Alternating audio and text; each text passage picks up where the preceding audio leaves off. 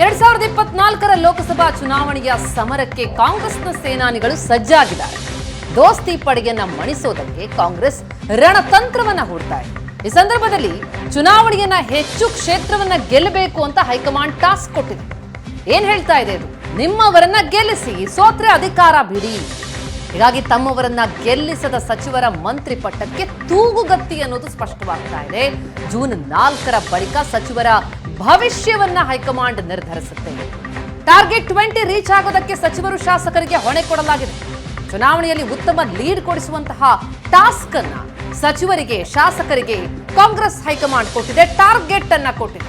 ನೀವೇನಿಲ್ಲಿ ಅಂತಂದ್ರೆ ನಿಮ್ಮ ಮಕ್ಕಳು, ಕುಟುಂಬಸ್ಥರಿಗೆ ಟಿಕೆಟ್ ಕೊಡಿಸ್ಕೊಂಡಿದ್ದೀರಾ, ಈಗ ಅವರನ್ನು ಗೆಲ್ಲಿಸಿ ಅಂತ ಇದೆ ಹೈಕಮಾಂಡ್. ಮಕ್ಕಳು, ಕುಟುಂಬಸ್ಥರಿಗೆ ಟಿಕೆಟ್ ಕೊಡಿಸಿದ ಸಚಿವರಿಗೆ ಈಗ ಬಿಗ್ ಟಾಸ್ಕ್. ನಾವು ಸ್ಪರ್ಧೆ ಮಾಡಿಲ್ಲ ಅಂತ ನಿಟ್ಟುಸಿರು ಬಿಟ್ಟಿದ್ರು, ಆದ್ರೆ ಅಂತ ಸಚಿವರುಗಳಿಗೆ ಸಂದೇಶ ರವಾನೆಯಾಗಿದೆ. ನಿಮ್ಮವರನ್ನ ಗೆಲ್ಲಿಸಬೇಕು, ಇಲ್ದಿದ್ರೆ ನಿಮ್ಮ ಹುದ್ದೆ ಬಿಡಬೇಕು ಅಂತ. ಇನ್ನು ಗ್ಯಾರಂಟಿ ಫಲಾನುಭವಿಗಳನ್ನ ಮತಗಳಾಗಿ ಪರಿವರ್ತಿಸಲು ಸೂಚನೆ ಕೊಡಲಾಗಿದೆ ಹೈಕಮಾಂಡ್ನಿಂದ. ಸಚಿವರು, ಶಾಸಕರ ಮೌಲ್ಯಮಾಪನದ ಟಾಸ್ಕ್ ಸಿಎಂ, ಡಿಸಿಎಂ ಹೆಗಲಿಗಿದೆ. ಈಗ ಶತಾಯಗತಾಯ 20 ಕ್ಷೇತ್ರ ಗೆಲ್ಲೋದಕ್ಕೆ ಕೈಪಡೆ ಕಸರತ್ತನ್ನ ಮಾಡ್ತಾ ಇದೆ. ಅದರಲ್ಲೂ ಪ್ರಮುಖವಾಗಿ ಸಚಿವರಿಗೆ ದೊಡ್ಡ ಟಾಸ್ಕ್ ಆಗಿದೆ. ಯಾಕಂದ್ರೆ ತಮ್ಮ ಮಕ್ಕಳಿಗೆ, ಕುಟುಂಬಸ್ಥರಿಗೆ ಈಗ ಟಿಕೆಟ್ ಅನ್ನ ಕೊಡಿಸಿದ್ದಾರೆ ಲಾಬಿ ಮಾಡಿ. ಹಾಗಾಗಿ ನೀವು ನಿಮ್ಮವರನ್ನ ಗೆಲ್ಲಿಸಬೇಕು, ಇಲ್ಲ ಅಂದ್ರೆ ಅಧಿಕಾರವನ್ನ ಬಿಡೋದಕ್ಕೆ ರೆಡಿ ಇರಬೇಕು ಅನ್ನುವಂತ ದೊಡ್ಡ ಟಾಸ್ಕ್ ಅನ್ನ ಕೊಡಲಾಗಿದೆ. ಹೀಗಾಗಿ ಲೋಕಸಭೆಯ ಚುನಾವಣೆ ಅಖಾಡ ರಂಗೇರುತ್ತೆ ಇನ್ನೇನು ಕೆಲವೇ ದಿನಗಳಲ್ಲಿ ಅಂತ ಕಾಣಿಸುತ್ತೆ. ಯಾಕಂದ್ರೆ ಈಗಾಗಲೇ ಮತಯಾಚನೆಗೆ ಇಳಿದಿದ್ದಾರೆ ತಮ್ಮ ಅಭ್ಯರ್ಥಿಗಳ ಪರವಾಗಿ. ಇನ್ನು ಸಚಿವರಿಗೆ ಇದು ನಿಜಕ್ಕೂ ಸಹ ದೊಡ್ಡ ಟಾಸ್ಕ್. ಯಾಕಂದ್ರೆ ಈಗಾಗಲೇ ಹೈಕಮಾಂಡ್ ಹೇಳಿತ್ತು, ನೀವೇ ಸ್ಪರ್ಧೆ ಮಾಡಿ ಗೆಲುವು ಸುಲಭ ಆಗುತ್ತೆ ಅಂತ. ಆದ್ರೆ ನಾವು ಸ್ಪರ್ಧೆ ಮಾಡೋದಿಲ್ಲ, ಆದ್ರೆ ನಾವು ಸೂಚಿಸುವಂತಹ ಆಕಾಂಕ್ಷಿಗಳಿಗೆ ನೀವು ಸೀಟ್ ಕೊಟ್ಟಿದ್ದೆ, ಆದ್ರೆ ಅವ್ರನ್ನ ಗೆಲ್ಲಿಸ್ತೀವಿ ಅನ್ನುವಂತಹ ಭರವಸೆಗಳನ್ನ ಕೊಟ್ಟಿದ್ರು. ಹಾಗಾಗಿನೇ ಈಗ ಟಾರ್ಗೆಟ್ 20 ಟಾಸ್ಕ್ ಅನ್ನ ಸಚಿವರಿಗೆ, ಶಾಸಕರುಗಳಿಗೆ ಹೈಕಮಾಂಡ್ ಕೊಟ್ಟಿದೆ.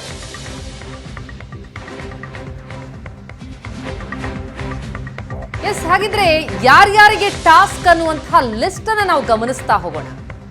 ಸಚಿವರು ತಮ್ಮ ಮಕ್ಕಳಿಗೆ ಕೊಡಿಸ್ಕೊಂಡಿದ್ದಾರೆ. ಸತೀಶ್ ಜಾರಕಿಹೊಳಿ ಅವರು ಪ್ರಿಯಾಂಕಾ ಜಾರಕಿಹೊಳಿ ತಮ್ಮ ಪುತ್ರಿಗೆ ಕೊಡಿಸಿದ್ದಾರೆ. ಲಕ್ಷ್ಮೀ ಹೆಬ್ಬಾಳ್ಕರ್ ತಮ್ಮ ಪುತ್ರ ಮೃಣಾಲ್ ಹೆಬ್ಬಾಳ್ಕರ್ಗೆ ಬೆಳಗಾವಿಯ ಟಿಕೆಟ್ ಕೊಡಿಸಿದ್ದಾರೆ. ಈಗ ಈ ಮಕ್ಕಳನ್ನ ಗೆಲ್ಲಿಸಲೇಬೇಕಾಗಿದೆ. ಈ ಕ್ಷೇತ್ರದಲ್ಲಿ ಇದು ಬಹಳ ದೊಡ್ಡ ಸವಾಲು ಇವರ ಪಾಲಿಗೆ.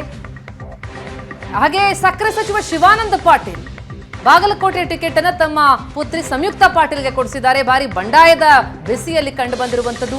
ಹಾಗೆ ಖರ್ಗೆ ಅಳಿಯ ಡಾಕ್ಟರ್ ರಾಧಾಕೃಷ್ಣ ದೊಡ್ಡಮನಿ ಅವರಿಗೆ ಕಲಬುರಗಿಯ ಟಿಕೆಟ್ ಸಿಕ್ಕಿದೆ.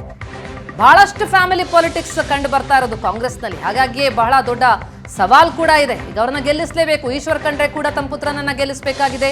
ರಾಮಲಿಂಗಾರೆಡ್ಡಿ ಅವರ ಪುತ್ರಿ ಸೌಮ್ಯಾ ರೆಡ್ಡಿ, ಮಾಜಿ ಶಾಸಕಿ, ಬೆಂಗಳೂರು ದಕ್ಷಿಣದ ಟಿಕೆಟ್ ಅನ್ನ ಪಡ್ಕೊಂಡಿದ್ದಾರೆ. ಅವರನ್ನ ಗೆಲ್ಲಿಸಬೇಕಾಗಿದೆ. ಎಸ್ ಮಲ್ಲಿಕಾರ್ಜುನ್ ಅವರ ಪತ್ನಿ ಪ್ರಭಾ ಮಲ್ಲಿಕಾರ್ಜುನ್ ಅವರಿಗೆ ದಾವಣಗೆರೆಯ ಟಿಕೆಟ್ ಕೊಡಲಾಗಿರೋದ್ರಿಂದಾಗಿ ಈಗ ಅವರನ್ನು ಗೆಲ್ಲಿಸಬೇಕಾದಂತಹ ಜವಾಬ್ದಾರಿ. ಜೊತೆಗೆ ಗೀತಾ ಶಿವರಾಜ್ ಕುಮಾರ್ ಶಿವಮೊಗ್ಗದ ಟಿಕೆಟ್ ಗಳಿಸಿದ್ದಾರೆ. ಸಚಿವ ಮಧು ಬಂಗಾರಪ್ಪ ಅವರ ಸಹೋದರಿ ರಾಜಶೇಖರ್ ಹಿಟ್ನಾಳ್ಗೆ ಕೊಪ್ಪಳದ ಟಿಕೆಟ್ ಸಿಕ್ಕಿದೆ. ಅವರನ್ನ ಕೂಡ ಈಗ ಗೆಲ್ಲಿಸಬೇಕಾಗಿದೆ. ಈ ಫ್ಯಾಮಿಲಿ ಪಾಲಿಟಿಕ್ಸ್ ನಲ್ಲಿ ಹೇಗೆ ಗೆಲುವನ್ನ ಸಾಧಿಸ್ತಾರೆ ಅನ್ನೋದೇ ಸದ್ಯದ ಸವಾಲು. ಪುಟ್ಟಸ್ವಾಮಿ ಗೌಡ ಪಕ್ಷೇತರ ಶಾಸಕ, ವೆಂಕಟರಮಣೇಗೌಡ ಮಂಡ್ಯ ಟಿಕೆಟ್ ಅನ್ನ ಕೊಡಲಾಗಿದೆ. ಈಗ ನೀವು ನೋಡ್ತಾ ಇದ್ದೀರಾ ಸ್ಕ್ರೀನ್ ನಲ್ಲಿ, ಸಚಿವರ ಮಕ್ಕಳುಗಳಿಗೆ ಟಿಕೆಟ್ ಕೊಟ್ಟಿರೋದ್ರಿಂದಾಗಿ ನಿಮ್ಮವರನ್ನ ನೀವು ಗೆಲ್ಲಿಸಬೇಕು, ಇಲ್ಲ ಅಂದ್ರೆ ನೀವು ಅಧಿಕಾರದಿಂದ ಕೆಳಗಿಳಿಯೋದಕ್ಕೆ ಸಿದ್ಧ ಆಗಿರಬೇಕು ಅಂತ ಹೈಕಮಾಂಡ್ ಒಂದು ಖಡಕ್ ಸೂಚನೆಯನ್ನ ಕೊಟ್ಟಿದೆ. ಲಕ್ಷ್ಮೀ ಹೆಬ್ಬಾಳ್ಕರ್ ಪುತ್ರ ಮೃಣಾಲ್ ಈಗ ಅಖಾಡದಲ್ಲಿದ್ದಾರೆ. ಅವರನ್ನ ಶತಾಯಗತಾಯ ಗೆಲ್ಲಿಸಲೇಬೇಕು. ಶಿವಾನಂದ ಪಾಟೀಲ್ ಪುತ್ರಿ ಸಂಯುಕ್ತ ಪಾಟೀಲ್ ಬಾಗಲಕೋಟೆಯಿಂದ ಸ್ಪರ್ಧೆ ಮಾಡ್ತಾ ಇದ್ದಾರೆ. ಅವ್ರನ್ನ ಈಗ ಗೆಲ್ಲಿಸಬೇಕಾದಂತಹ ಜವಾಬ್ದಾರಿ ಶಿವಾನಂದ ಪಾಟೀಲ್ ಅವರ ಮೇಲಿದ್ರೆ, ಹೀಗೆ ಯಾರೆಲ್ಲ ಸಚಿವರು ತಮ್ಮ ಕುಟುಂಬಸ್ಥರಿಗೆ, ತಮ್ಮ ಮಕ್ಕಳಿಗೆ ಟಿಕೆಟ್ ಅನ್ನ ಲಾಬಿ ನಡೆಸಿ ಪಡೆದುಕೊಂಡಿದ್ದಾರೆ, ಅವರೆಲ್ಲರೂ ಸಹ ಈಗ ಅವರವರ ಮಕ್ಕಳನ್ನ, ಕುಟುಂಬಸ್ಥರನ್ನ ಗೆಲ್ಲಿಸಬೇಕಾದಂತಹ ದೊಡ್ಡ ಜವಾಬ್ದಾರಿ ಇದೆ. ಜೂನ್ 4 ಸಚಿವರುಗಳ ಭವಿಷ್ಯವನ್ನ ಕಾಂಗ್ರೆಸ್ ಹೈಕಮಾಂಡ್ ನಿರ್ಧರಿಸುತ್ತೆ. ಯಾಕಂದ್ರೆ ಜೂನ್ 4 ಲೋಕಸಭಾ ಚುನಾವಣೆಯ ಫಲಿತಾಂಶ ಹೊರಬೀಳುತ್ತೆ. ಆಗ ನಿಮ್ಮವರನ್ನ ಗೆಲ್ಲಿಸದೆ ಹೋದ್ರೆ ನಿಮಗೆ ಸಿಕ್ಕಂತಹ ಅಧಿಕಾರ, ಹುದ್ದೆಯನ್ನ ಬಿಡಬೇಕಾಗತ್ತೆ ಅಂತ ಖಡಕ್ ಸೂಚನೆಯನ್ನ ಹೈಕಮಾಂಡ್ ನೀಡಿರುವಂತದ್ದು ಬಹಳ ದೊಡ್ಡ ಸವಾಲು. ನಾವು ನಿಲ್ಲಲ್ಲ, ಆದ್ರೆ ನಮ್ಮವರನ್ನ ನಿಲ್ಲಿಸಿದ್ರೆ ಗೆಲ್ಲಿಸ್ಕೊಂಡು ಬರ್ತೀವಿ ಅನ್ನುವಂಥ ಮಾತುಗಳನ್ನಾಡಿದ್ದಾರೆ. ಈಗ ಅದನ್ನು ಸಾಧಿಸಿ ತೋರಿಸಬೇಕಾದಂತಹ ಜವಾಬ್ದಾರಿ ಈಗ ಸಚಿವರುಗಳ ಮೇಲೆ ಇರುವಂತದ್ದು. ಹೈಕಮಾಂಡ್ನಿಂದ ಖಡಕ್ ಸೂಚನೆ. ಜೊತೆಗೆ ಬಿಗ್ ಟಾಸ್ಕ್. ಹೇಗಿದನ್ನ ನಿಭಾಯಿಸ್ತಾರೆ, ಯಾವ ರೀತಿಯಲ್ಲಿ ಪ್ರಚಾರದ ಅಬ್ಬರ ಇರುತ್ತೆ, ಇದು ಈಗ ಕುತೂಹಲವನ್ನು ಮೂಡಿಸ್ತಾ ಇದೆ. ಒಂದು ಕಡೆ ಬಿಜೆಪಿ ಜೆಡಿಎಸ್ ಮೈತ್ರಿಯಾಗಿದೆ.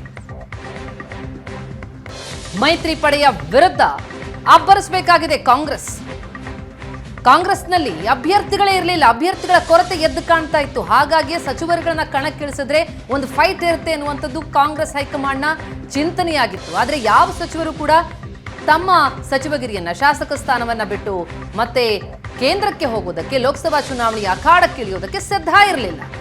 ಹಾಗಾಗಿ ಅವರುಗಳು ತಮ್ಮ ತಮ್ಮ ಮಕ್ಕಳಿಗೆ ಕೊಟ್ರೆ ನಾವು ಗೆಲ್ಲಿಸ್ಕೊಂಡು ಬರ್ತೀವಿ ಅಂತ, ಬೇರೆಯವರಿಗೆ ಕೊಟ್ರೆ ಎಲ್ಲಿ ಇವರು ಶ್ರಮ ವಹಿಸೋದಿಲ್ವೋ ಅಂತ ಅವರವರ ಕುಟುಂಬಸ್ಥರಿಗೆ ಟಿಕೆಟ್ ಅನ್ನ ಕೊಡೋದಕ್ಕೆ ಕಾಂಗ್ರೆಸ್ ಹೈಕಮಾಂಡ್ ಕೂಡ ಸಿದ್ಧ ಆಯಿತು. ಈಗಾಗಲೇ ಕೋಲಾರವೊಂದನ್ನು ಹೊರತುಪಡಿಸಿದ್ರೆ ಉಳಿದೆಲ್ಲ ಕ್ಷೇತ್ರಗಳಿಗೆ ಕದನ ಕಲಿಗಳ ಲಿಸ್ಟ್ ಬಿಡುಗಡೆಯಾಗಿದ್ದಾಗಿದೆ. ಇನ್ನೇನಿದ್ರು ಅವರನ್ನ ಗೆಲ್ಲಿಸಿಕೊಂಡು ಬರಬೇಕಾದಂತಹ ಟಾಸ್ಕ್. ಡೀಟೇಲ್ಸ್ ಪಡೆಯೋಣ. ನಮ್ಮ ಪ್ರತಿನಿಧಿ ಆನಂದ್ ಬೈದನಮನೆ ಸಂಪರ್ಕದಲ್ಲಿದ್ದಾರೆ. ಆನಂದ್, ಕಾಂಗ್ರೆಸ್ನಲ್ಲಿ ಈಗ ಕದನ ಕಲಿಗಳು ಕದನಕ್ಕಿಳಿದಿದ್ದಾಗಿದೆ. ಒಂದು ಕ್ಷೇತ್ರ ಮಾತ್ರ ಬಾಕಿ ಇದೆ. ಆದ್ರೆ ಒಂದು ಬಿಗ್ ಟಾಸ್ಕ್ ಈಗ ಅಲ್ಲಿರುವಂತಹ ಸಚಿವರುಗಳು, ಶಾಸಕರ ಪಾಲಿಗೆ ಕುಟುಂಬಸ್ಥರನ್ನೇನೋ ನಿಲ್ಲಿಸ್ಬಿಟ್ಟಿದ್ದಾರೆ. ಗೆಲ್ಲಿಸದೆ ಹೋದ್ರೆ ಹಾಗಿದ್ರೆ ಅವರ ಹುದ್ದೆಗೆ ಅದು ಕುತ್ತು ತರತ್ತಾ? ಎಸ್, ಖಂಡಿತವಾಗ್ಲೂ ಕೂಡ ಪ್ರತಿಮೆ. ಯಾಕೆಂತಂದ್ರೆ 9 ಲೋಕಸಭಾ ಕ್ಷೇತ್ರದ ಈಗಾಗಲೇ ಸಚಿವರ ಕುಟುಂಬ ಸದಸ್ಯರು ಈಗಾಗಲೇ ಸ್ಪರ್ಧೆಯನ್ನು ಮಾಡಿದ್ದಾರೆ. ಒಂದು ಕಡೆ ಪುತ್ರ, ಪುತ್ರಿ, ಸಹೋದರಿ ಸೇರಿದ ಹಾಗೆ ಸಂಬಂಧಿಗಳೆಲ್ಲರೂ ಕೂಡ ಸ್ಪರ್ಧೆಯನ್ನು ಮಾಡಿದ್ರು. 9 ಲೋಕಸಭಾ ಕ್ಷೇತ್ರಗಳಲ್ಲಿ ಕಾಂಗ್ರೆಸ್ ಕುಟುಂಬ ಸದಸ್ಯರಿಗೆ ಅವಕಾಶ ಕೊಟ್ಟಿರ್ತಕ್ಕಂಥದ್ದು ಈಗ ಎಲ್ಲರೂ ಗೊತ್ತಿರುವ ವಿಚಾರ. ಅವರೆಲ್ಲರೂ ಕೂಡ ಸ್ಪರ್ಧೆ ಮಾಡಿದ್ದಾರೆ. ಸ್ಪರ್ಧಾ ಕಣದಲ್ಲಿ ತಮ್ಮದೇ ಆಗಿರ್ತಕ್ಕಂಥ ಸ್ಟ್ರಾಟಜಿಗಳನ್ನು ಮುಂದುವರಿಸಿದ್ದಾರೆ. ಆದರೆ ಇದು ಒಂದು ಲೋಕಸಭಾ ಚುನಾವಣೆ ಸಬ್ಜೆಕ್ಟ್ ಆಗತ್ತೆ ಅಂತಕ್ಕಂಥದ್ದು ಸಹಜ, ಎಲ್ಲರಿಗೂ ಗೊತ್ತಿರತಕ್ಕಂಥ ವಿಚಾರ. ಈ ವಿಚಾರ ಲೋಕಸಭಾ ಚುನಾವಣಾ ಪ್ರಚಾರದಲ್ಲಿ ಒಂದು ವಿಷಯವಾಗ್ತಾ ಇರುವಂತಹ ಹಿನ್ನೆಲೆಯಲ್ಲಿ ಎಲ್ಲಾ ಸಚಿವರು ಮತ್ತು ಶಾಸಕರಿಗೆ ಕಾಂಗ್ರೆಸ್ ಹೈಕಮಾಂಡ್ ಬಹಳ ಸ್ಪಷ್ಟವಾಗಿರ್ತಕ್ಕಂಥ ಸೂಚನೆಯನ್ನ ಕೊಟ್ಟಿದೆ. ಅಂದ್ರೆ ಕರ್ನಾಟಕದಲ್ಲಿ ಅಧಿಕಾರದಲ್ಲಿರುವಂತಹ ಹಿನ್ನೆಲೆಯಲ್ಲಿ 136+2 ಶಾಸಕರು ಸೇರಿದ ಹಾಗೆ ಒಟ್ಟು ಅಂದ್ರೆ ಕರ್ನಾಟಕದಲ್ಲಿ ಇರ್ತಕ್ಕಂಥ ಎಲ್ಲ ಕಾಂಗ್ರೆಸ್ ಶಾಸಕರುಗಳು, ಸಚಿವರು ಈ ಬಾರಿ ಲೋಕಸಭಾ ಚುನಾವಣೆಯಲ್ಲಿ ಅತಿ ಹೆಚ್ಚು ಮತಗಳನ್ನ ಕೊಡಿಸುವ ಹಾಗೆ ಕೆಲಸವನ್ನ ಮಾಡಲೇಬೇಕು. ಯಾವ್ಯಾವ ಕ್ಷೇತ್ರದಲ್ಲಿ ಮತಗಳು ಕಡಿಮೆ ಆಗುತ್ತೋ ಅವರು ರಾಜಕೀಯವಾಗಿರ್ತಕ್ಕಂಥ ಅಧಿಕಾರದಿಂದ ದೂರ ಸರಿಬೇಕಾಗಿರ್ತಕ್ಕಂಥ ಅನಿವಾರ್ಯತೆಗಳು ಸೃಷ್ಟಿ ಆಗತ್ತೆ ಅಂತಕ್ಕಂಥದ್ದು ಬಹಳ ಸ್ಪಷ್ಟ. ಅದೇ ರೀತಿಯಾಗಿರ್ತಕ್ಕಂಥ ಖಡಕ್ ಸೂಚನೆಯನ್ನು ಈಗಾಗಲೇ ಕಾಂಗ್ರೆಸ್ ನಾಯಕತ್ವ ನೀಡಿದೆ. ಬಹಳ ಪ್ರಮುಖವಾಗಿ ಜಿಲ್ಲಾ ಉಸ್ತುವಾರಿ ಸಚಿವರುಗಳು ತಮ್ಮ ಜಿಲ್ಲೆ ವ್ಯಾಪ್ತಿಯಲ್ಲಿರ್ತಕ್ಕಂಥ ಲೋಕಸಭಾ ಕ್ಷೇತ್ರಗಳನ್ನ ಗೆಲ್ಸ್ಕೊಂಡು ಬರ್ತಕ್ಕಂಥ ಕೆಲಸವನ್ನ ಮಾಡ್ಲೇಬೇಕು.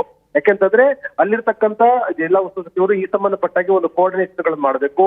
ಎಲ್ಲಾ ಶಾಸಕರ ಕ್ಷೇತ್ರದಲ್ಲೂ ಕೂಡ ಅತಿ ಹೆಚ್ಚು ಮತಗಳು ಬರುವ ಹಾಗೆ ನೋಡ್ಬೇಕು. ಕಳೆದ ವಿಧಾನಸಭಾ ಚುನಾವಣೆ ಸಂದರ್ಭದಲ್ಲಿ ಎಷ್ಟು ಮತಗಳು ಬಂದಿತ್ತು ಅಷ್ಟು ಮತಗಳನ್ನ ಕೊಡ್ಲಿಕ್ಕೆ ಪ್ರಯತ್ನಗಳನ್ನ ಮಾಡಲೇಬೇಕು. ಕಳೆದ ಬಾರಿಗಿಂತಲೂ ಹೆಚ್ಚು ಮತಗಳನ್ನ ಆಯಾಯ ಕ್ಷೇತ್ರಗಳಿಗೆ ಪಡ್ಕೊಳ್ಳೋದ್ರ ಮೂಲಕ ರಾಜಕೀಯವಾಗಿಯೂ ಕೂಡ ತಾವು ಪ್ರಬಲರು ಅಂತಕ್ಕಂಥ ತೋರಿಸ್ಕೊಳ್ಳಿಕ್ಕೆ ಇದೊಂದು ಒಳ್ಳೆ ಅವಕಾಶ. ಹಾಗಾಗಿ ಎಲ್ಲಾ ಶಾಸಕರುಗಳು, ಸಚಿವರು ಕೆಲಸವನ್ನು ಮಾಡಲೇಬೇಕು. ಒಂದೊಮ್ಮೆ ಏನಾದರೂ ಕೂಡ ನಿಶ್ಚಿತವಾಗಿರ್ತಕ್ಕಂಥ ಕ್ಷೇತ್ರದಲ್ಲಿ ನಿರ್ದಿಷ್ಟವಾಗಿರ್ತಕ್ಕಂಥ ಮತಗಳು ಬರದೇ ಇದ್ರೆ ಇದರ ಪರಿಣಾಮಗಳನ್ನ ಎದುರಿಸಬೇಕಾಗತ್ತೆ ಅಂತಕ್ಕಂಥದ್ದನ್ನ ಬಹಳ ಸ್ಪಷ್ಟವಾಗಿ ಹೇಳುವ ಪ್ರಯತ್ನವನ್ನ ಕಾಂಗ್ರೆಸ್ ನಾಯಕತ್ವ ಮಾಡಿದೆ. ಎಲ್ಲಾ ಸಚಿವರಿಗೆ ಈ ಸಂಬಂಧಪಟ್ಟ ಡೈರೆಕ್ಷನ್ ಕೂಡ ಹೋಗಿದೆ. ಈಗಾಗಲೇ ಸ್ಪರ್ಧೆ ಮಾಡಿ ಅಂತಾಗಲೂ ಕೂಡ ಬಹುತೇಕ ಸಚಿವರು ಸ್ಪರ್ಧೆಗೆ ಹಿಂದೇಟು ಹಾಕಿದಂತ ಹಿನ್ನೆಲೆಯಲ್ಲಿ ಕುಟುಂಬ ಸದಸ್ಯರು ಅವರಿಗೆ ಟಿಕೆಟ್ ಅನ್ನ ಪಡ್ಕೊಂಡಿದ್ದಾರೆ. ಈ ಕುಟುಂಬ ಸದಸ್ಯರು ಟಿಕೆಟ್ ಪಡ್ಕೊಂಡಿರ್ತಕ್ಕಂಥ ಹಿನ್ನೆಲೆಯಲ್ಲಿ ಸಹಜ ಅವ್ರನ್ನ ಗೆಲ್ಸ್ಕೊಂಡು ಬರಲೇಬೇಕು. ಇನ್ನು ಜಿಲ್ಲಾ ಉಸ್ತುವಾರಿ ಸಚಿವರುಗಳು ತಮ್ಮ ತಮ್ಮ ಕ್ಷೇತ್ರ ವ್ಯಾಪ್ತಿಯಲ್ಲಿ ಪಕ್ಷಕ್ಕೆ ಅತಿ ಹೆಚ್ಚು ಮತಗಳನ್ನ ಪಡ್ಕೊಳ್ತಕ್ಕಂಥದ್ದು ಮತ್ತು ಕ್ಷೇತ್ರವನ್ನ ಗೆಲ್ಲಿಕ್ಕೆ ಎಲ್ಲ ಸ್ಟ್ರಾಟಜಿಗಳನ್ನ ಮಾಡಲೇಬೇಕು. ಒಂದೊಮ್ಮೆ ಏನಾದ್ರೂ ಕೂಡ ಅವರು ನಿರ್ದಿಷ್ಟವಾಗಿರೋ ಕ್ಷೇತ್ರದಲ್ಲಿ ಗೆಲ್ಲದೆ ಇದ್ರೆ ಅವರ ಸ್ಥಾನಕ್ಕೆ ಕುತ್ತು ಅಂತಕ್ಕಂಥದ್ದನ್ನು ಬಹಳ ಸೂಚ್ಯವಾಗಿ ಹೇಳಲಾಗಿದೆ. ಈ ಸಂಬಂಧಪಟ್ಟ ಖುದ್ದು ಮುಖ್ಯಮಂತ್ರಿಗಳೇ ಕಳೆದ ವಾರ ಮೈಸೂರಲ್ಲಿದ್ದು 3 ದಿನಗಳ ಸ್ಟ್ರಾಟಜಿ ಮಾಡಿದ್ದಾರೆ. ಏಪ್ರಿಲ್ 1 ಅಂದ್ರೆ ಸೋಮವಾರದ ಮತ್ತೆ 3 ದಿನಗಳ ಕಾಲ ಮೈಸೂರು ಮತ್ತು ಚಾಮರಾಜನಗರ ವ್ಯಾಪ್ತಿಯಲ್ಲಿದ್ದು ಅವರು ಕ್ಷೇತ್ರವನ್ನ ಗೆಲ್ಲಿಕ್ಕೆ ಪ್ರಯತ್ನವನ್ನು ಮಾಡ್ತಾರೆ. ಸ್ವತಃ ಮುಖ್ಯಮಂತ್ರಿಗಳೇ ಕಣಕ್ಕಿಳಿದು ಹೋರಾಟ ಮಾಡ್ತಾ ಇರ್ತಕ್ಕಂಥ ಈ ಸಂದರ್ಭದಲ್ಲಿ ಎಲ್ಲ ಉಸ್ತುವಾರಿ ಸಚಿವರುಗಳು ಕೂಡ ಕಡ್ಡಾಯವಾಗಿ ಕ್ಷೇತ್ರದಲ್ಲಿ ಗೆಲ್ಲಿಕ್ಕೆ ಬೇಕಾಗಿರ್ತಕ್ಕಂಥ ಸ್ಟ್ರಾಟಜಿಗಳನ್ನ ಮಾಡಲೇಬೇಕು. ಈ ಒಂದೊಮ್ಮೆ ಏನಾದ್ರೂ ಕೂಡ ಸ್ಟ್ರಾಟಜಿಗಳಲ್ಲಿ ಫೇಲ್ಯೂರ್ ಆಗಿದೆ ಆದ್ರೆ ರಾಜಕೀಯವಾಗಿರ್ತಕ್ಕಂಥ ಅಧಿಕಾರದಿಂದ ಬಹುತೇಕ ಎಲ್ಲ ಸಚಿವರು ತಮ್ಮ ಸ್ಥಾನವನ್ನು ಕಳ್ಕೊಳ್ತಾರೆ ಅಂತಕ್ಕಂಥದ್ದು ಇಲ್ಲಿ ಬಹಳ ಸ್ಪಷ್ಟವಾಗಿ ಕಂಡು ಬರ್ತಾರೆ. ಈ ಸಂಬಂಧ ಎಸ್ ಆನಂದ್, ಈಗ ಹೈಕಮಾಂಡ್ ಸ್ಪರ್ಧೆ ಮಾಡಿ ಅಂತ ಸಚಿವರಿಗೆ ಹೇಳಿದಾಗ ಎಲ್ಲಿ ಅಧಿಕಾರ ಹೋಗ್ಬಿಡುತ್ತೋ, ಎಲ್ಲಿ ಸೋಲಾಗುತ್ತೋ ಅನ್ನೋ ಭಯದಲ್ಲಿ ಸಾಕಷ್ಟು ಸಚಿವರು ಸ್ಪರ್ಧೆ ಮಾಡಲ್ಲ ಅಂತ ಹೇಳಿದ್ರು. ಈಗ ಒಂದು ವೇಳೆ ತಮ್ಮವರನ್ನ ಗೆಲ್ಲಿಸ್ಲಿಲ್ಲ ಅಂದ್ರೂ ಸಹ ಅಧಿಕಾರ ಕಳೆದುಕೊಳ್ಬೇಕಾಗತ್ತೆ. ಈಗ ಹೇಗೆ ಆಕ್ಟಿವ್ ಆಗಿದ್ದಾರೆ ಹಾಗಾದ್ರೆ ಸಚಿವರು, ಶಾಸಕರು ಅಂತ? ಎಸ್, ಖಂಡಿತವಾಗ್ಲೂ ಕೂಡ. ಯಾಕಂದ್ರೆ ಒಂದು ಚುನಾವಣಾ ಸ್ಟ್ರಾಟಜಿಯ ಹಿನ್ನೆಲೆಯಲ್ಲಿ ಸಚಿವರುಗಳು ಸ್ಪರ್ಧೆ ಮಾಡಿ ಅಂತಕ್ಕಂಥ ಒಂದು ಒತ್ತಾಯವನ್ನ ಮಾಡಿತ್ತು ಹೈಕಮಾಂಡ್. ಆದರೆ 2014 ಚುನಾವಣೆಯ ಸಂದರ್ಭದಲ್ಲಿ ಮಾಡಿದಂತ ಸ್ಟ್ರಾಟಜಿನ ಈ ಬಾರಿಯೂ ಕೂಡ ಜಾರಿ ಮಾಡುವಂತ ಪ್ರಯತ್ನವನ್ನ ಕಾಂಗ್ರೆಸ್ ನಾಯಕತ್ವ ಮಾಡಿತ್ತು. ಕಳೆದ 2014 ಪ್ರಕಾಶ್ ಹುಕ್ಕೇರಿ ಒಬ್ಬರನ್ನ ಹೊರತುಪಡಿಸಿದ್ರೆ ಯಾರು ಕೂಡ ಗೆದ್ದಿರ್ಲಿಲ್ಲ. ಹಾಗಾಗಿ ಅಲ್ಲಿ ಫೇಲ್ಯೂರ್ ಆಗಿತ್ತು. ಅದೇ ಗೆದ್ದಾಗ ಪ್ರಕಾಶ್ ಹುಕ್ಕೇರಿ ಅವರು ತಮ್ಮ ಸಚಿವ ಸ್ಥಾನವನ್ನು ಬಿಟ್ಟು ಸಂಸದರಾಗಿ ಹೋಗಿದ್ರು. ಸೊ ಈ ರೀತಿಯಾಗಿ ಪಕ್ಷಕ್ಕಾಗಿ ಪಕ್ಷ ಕೊಟ್ಟಿರ್ತಕ್ಕಂಥ ಸೂಚನೆಯನ್ನ ಪಾಲಿಸಬೇಕಾಗಿರೋ ಸಚಿವರುಗಳು ಚುನಾವಣಾ ಸ್ಪರ್ಧೆ ಮಾಡಲಿಕ್ಕೆ ನಿರಾಕರಣೆ ಮಾಡಿದಂತ ಹಿನ್ನೆಲೆಯಲ್ಲಿ ಅವರು ಎಲ್ಲ ಒಂದ್ ಕಡೆ ತಮ್ಗೆ ಅಧಿಕಾರ ಹೋಗುತ್ತೆ ಅಂತಕ್ಕಂಥ ಕಾರಣಕ್ಕಾಗಿ ಅವರು ಸ್ಪರ್ಧೆಗೆ ಹಿಂದೇಟು ಹಾಕಿದ್ರು. ಆದ್ರೆ ಈಗ ಆ ಕ್ಷೇತ್ರದಲ್ಲಿ ಗೆಲ್ಲೇಬೇಕು, ಗೆಲ್ಲಿದ್ರೆ ನಿಶ್ಚಯವಾಗಿ ಕೂಡ ಅವರ ಸ್ಥಾನವನ್ನ ಬದಲಾವಣೆ ಮಾಡತಕ್ಕಂತ ಒಂದು ಸ್ಪಷ್ಟವಾಗಿರೋ ಸಂದೇಶವನ್ನ ಕಾಂಗ್ರೆಸ್ ಹೈಕಮಾಂಡ್ ನೀಡಿದೆ. ಹಾಗಾಗಿ ಅನಿವಾರ್ಯವಾಗಿ ಗೆಲ್ಲೇಬೇಕಾದಂತ ವಾತಾವರಣ, ಕನಿಷ್ಠ ಸ್ಪರ್ಧೆಗೆ ಬೇಕಾದಂತ ಮತ್ತು ಎಲ್ಲಾ ವಿಧಾನಸಭಾ ಕ್ಷೇತ್ರ ವ್ಯಾಪ್ತಿಯಲ್ಲೂ ಕೂಡ ಅತಿ ಹೆಚ್ಚು ಮತಗಳನ್ನ ಗಳಿಸಲಿಕ್ಕೆ ಪೂರಕವಾಗಿರ್ತಕ್ಕಂಥ ರೀತಿಯಲ್ಲಿ ಕೆಲಸವನ್ನ ಮಾಡ್ಲೇಬೇಕು.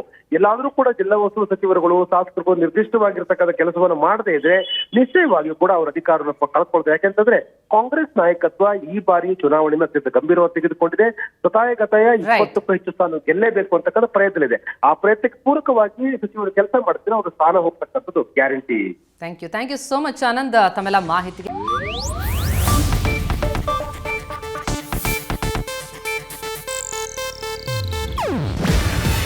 ಇದು ಏಷ್ಯಾನೆಟ್ ನ್ಯೂಸ್ ನೆಟ್ವರ್ಕ್ ಪ್ರಸ್ತುತಿ. ನೀವು ನೋಡ್ತಿದ್ದೀರಾ ಏಷ್ಯಾನೆಟ್ ಸುವರ್ಣ ನ್ಯೂಸ್.